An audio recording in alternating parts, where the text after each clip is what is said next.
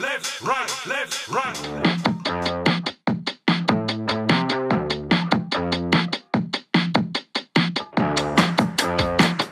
Bonjour à tous. Comme vous le savez peut-être, l'Institut c'est un organe de formation, de communication et de partage au centre de l'écosystème des dispositifs médicaux et des dispositifs médicaux de diagnostic in vitro que nous avons créé donc l'année dernière, en tout début d'année, avec l'ambition de devenir le fournisseur incontournable d'informations réglementaires simples et compréhensibles, de créer une communauté et de devenir finalement le point de rencontre et d'échange entre les professionnels du secteur, DM ou DMDiv, pour faciliter la mise sur le marché des produits sûrs et performants.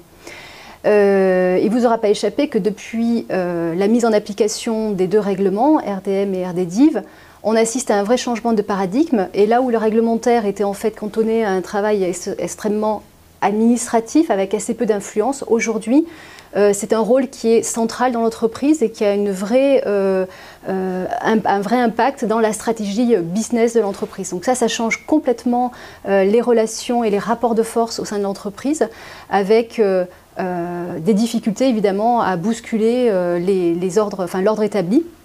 Et donc les gens finalement qui se retrouvent en charge de la conformité des produits au sein de l'entreprise se retrouvent avec une nouvelle façon de gérer, des nouvelles méthodes à mettre en place, et donc ça crée énormément de pression, et la pression qui est également aussi au niveau des fabricants au sens large, puisqu'ils doivent se conformer à cette réglementation qui est beaucoup plus exigeante aujourd'hui. Et cette pression, elle est aussi ressentie par les organismes notifiés.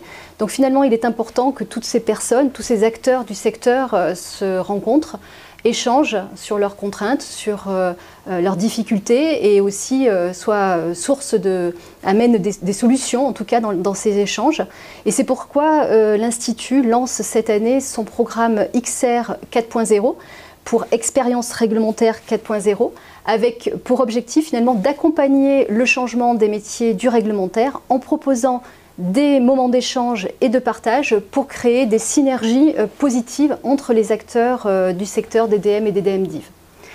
Donc ce programme finalement c'est quoi? C'est finalement tout au long de l'année on va vous proposer des rendez-vous de partage et de formation, comme le rendez-vous du DIV par exemple, dont on va avoir la 3e édition en fin mai, le 30 et 31 mai, vous pouvez déjà bloquer les dates, et puis des webinaires mensuels sur les avancées réglementaires pour anticiper les changements à venir, ou partager finalement des retours d'expérience qui sont à destination évidemment des fabricants essentiellement, et puis des actualités sous forme de synthèse documentaire et des infographies, et des journées thématiques. Alors l'idée de ces journées thématiques finalement c'est encore une fois du partage d'expérience, et au cours de cette journée on s'interrogera sur la qualité de vie au travail des personnes en charge de la conformité, puisque justement on a vu que tous ces changements avaient quand même un impact assez important dans le quotidien de ces personnes.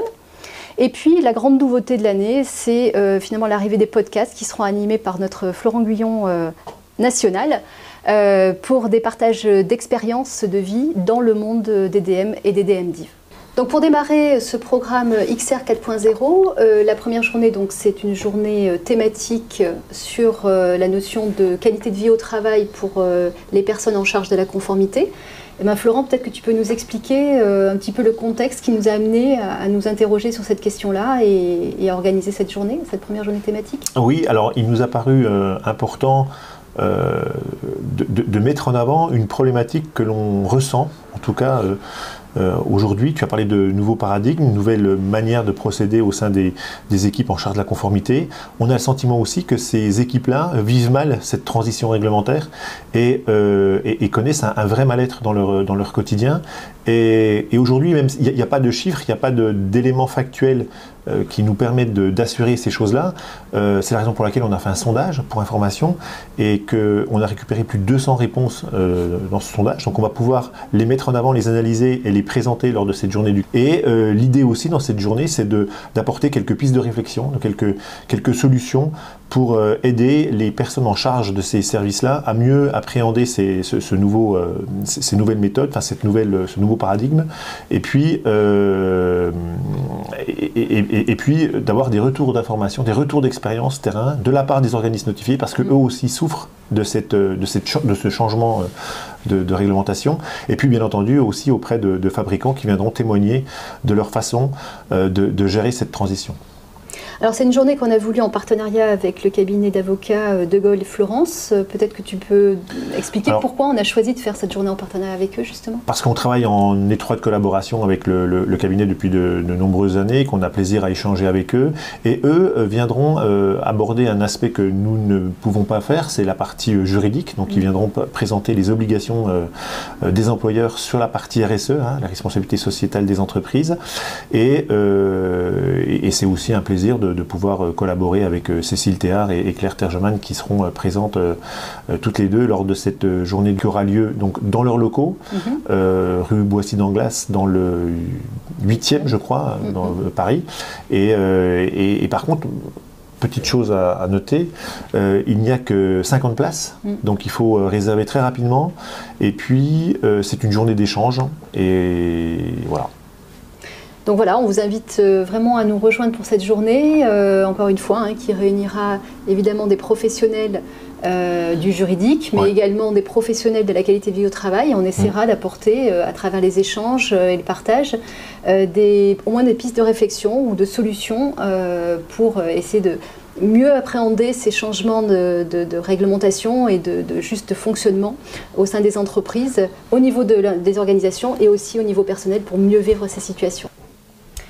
Eh bien Florent, je vais profiter de ta présence pour éventuellement introduire et que tu nous parles un petit peu plus des podcasts qui sont la nouveauté de l'Institut. Peut-être nous expliquer la raison d'être et ce qui t'a amené à nous proposer ces rendez-vous réguliers. Ces rendez-vous, en fait, ça traînait dans ma tête depuis un moment, mais moi je suis ravi effectivement que l'Institut me permette de faire ces billets d'humeur qui seront réguliers. Tous les mois, je ferai un petit billet d'humeur où je rencontrerai des gens qui ont une expérience de vie autour du dispositif médical que je trouve absolument passionnant.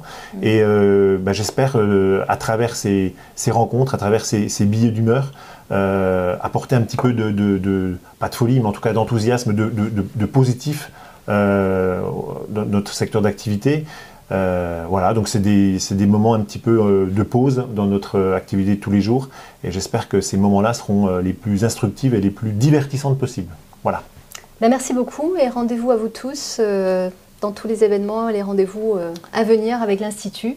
Premier podcast à venir très prochainement. Sur Deezer, Spotify et Apple, bien entendu. Et sur le site de l'Institut. Et sur le site de l'Institut, of course. Merci beaucoup.